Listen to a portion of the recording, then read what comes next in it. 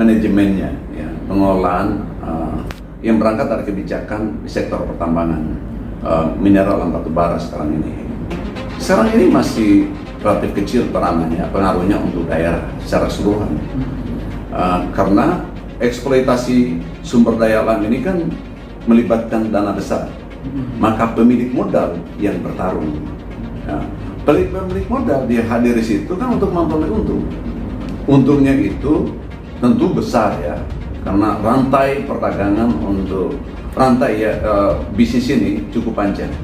Mulai dari menambang, di sana ada alat beratnya, ada manusianya, ada minyaknya dan sebagainya, sampai pada memasarkannya, sampai ke pabrik atau smelter, itu rantainya cukup panjang. Sebenarnya di setiap rantai ini ada kontribusinya untuk masyarakat lokal atau untuk tenaga kerja untuk memberi penghasilan pada mereka. Tetapi bagaimanapun keuntungan besarnya masih tetap berada pada pemilik modal. Nah, belum lagi kalau mau jujur ya, itu proses-proses bisnis seperti itu ada oknum-oknum yang petugas sebetulnya penegak hukum yang bermain di dalamnya, sehingga emang ya kerjasama antara oknum-oknum ini dan pemilik modal akibatnya ya tidak peduli mereka berapa. Nah, seharusnya kan begini,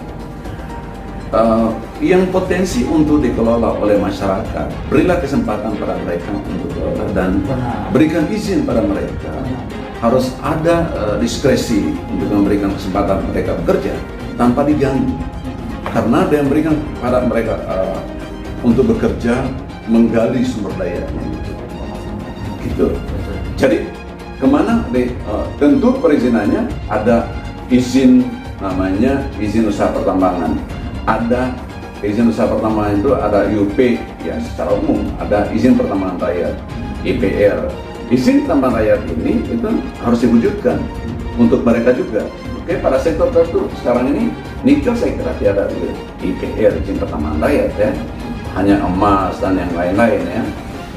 Tapi harusnya implementasinya di lapangan, keterlibatan masyarakat lokal ini harus lebih besar, dan tidak boleh diganggu oleh siapapun.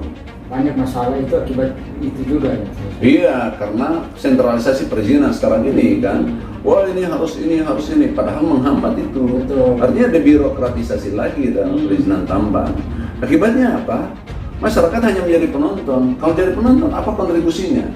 Dan sekarang ini kan dari seluruh Indonesia ini, pemain batu bara, pemain bisnis-bisnis lainnya, bahkan mungkin bandar judi di Indonesia ini sebagian itu melirik atau mendatangi daerah kita semua di sana untuk menggali sumber daya alamnya, itu khususnya nikel, mangan, emas, pasir, biji besi, bauksit dan sebagainya, ya datang bermain di situ.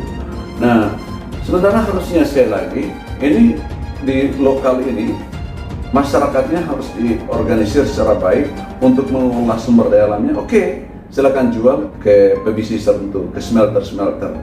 Itu harus seperti itu. Tapi sekarang sekali lagi karena perizinannya di Jakarta, sampai pada merencanakan kegiatan usaha pertambangannya di Jakarta, padahal itu akan dilakukan di desa atau di RW tertentu di daerah kita sana, maka kemudian jangankan memperhatikan masyarakatnya di situ. Enggak, kalangan pemilik modal pun yang sudah harusnya mulai bekerja untuk menambang, menghidupkan kegiatan perekonomian di daerah itu terhambat. Nah, inilah yang harus dipikirkan hari-hari ini sebetulnya oleh pemerintah. Bang, ini kalau statement dalam kondisi pandemi, krisis ekonomi, masyarakat mengalami banyak persoalan.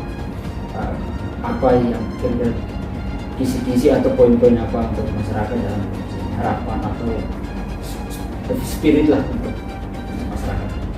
Pertama tetap semangat ya, tetap semangat. Jadi semangat dengan imajinasi tertentu.